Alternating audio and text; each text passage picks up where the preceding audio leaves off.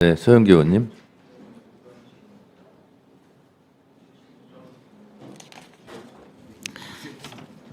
대통령은 탄핵되었습니다. 그러면 최상목 부총리는 어떤 사람입니까? 제가 경제수장이라고요?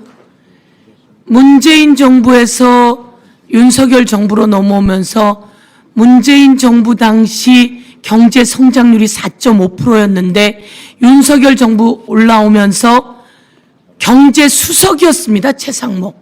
경제수석이었는데 경제 성장률이 1.4%대로 떨어졌습니다.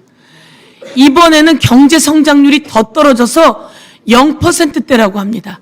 이 경제 다 망친 장본인이 누굽니까? 최상목입니다. 한덕수입니다. 윤석열 정부가 민주주의, 경제, 사회 다 망가뜨리고 거기에 경제수장이었던 최상목과 한덕수가 경제 다 망가뜨렸어요. 그래서 저는 이것만으로도 탄핵 사유라고 생각하는데요. 그런데 이제 마은혁을 임명해야 하고 경제부총리가 권한 대행이 되었어요.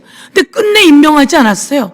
끝내 임명하지 않아서 헌법재판소가 시간을 가지게 하는 그 원인을 제공한 사람이에요. 국회에서 임명한 헌법재판관을 임명해야 됨에도 불구하고 임명하지 않고 다른 일들만 줄줄이 해가면서 마치 윤석열 대통령이 잘못한 것이 없는 것처럼 행사해 왔어요. 이렇다면 경제부총리로서 아니 권한대행으로서 엄청난 잘못을 저질렀습니다. 그런데 당장 탄핵했어야 맞는 겁니다. 그럼에도 불구하고 윤석열 대통령에 대한 탄핵 심판이 계속 너무 오랫동안 질질 끌면서 이루어지고 있었기 때문에 최상목 권한대행을 우리가 두게 되었던 겁니다.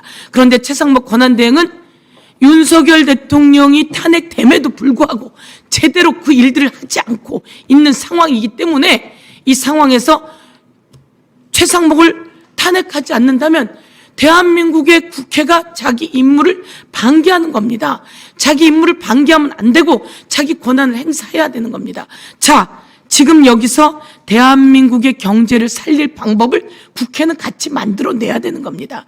그러면 현재 경제수장으로 둬서도 안 되고 그동안 헌법을 위반한 행동 그리고 비상입법기구 관련해서 윤석열 대통령으로부터 메시지를 받았습니다. 그것을 위해서 경제회의를 해서 비상 예산을 만들려고 했던 거예요. 이 모든 것이 위헌하고 위법한 상황입니다. 그리고 경제를 다 망가뜨린 이자에 대해서 법사위에서 철저하게 탄핵 청문회를 하고 그걸 거치고 바로 본회의에서 탄핵시켜야 된다 이렇게 말씀드리겠습니다. 이상입니다.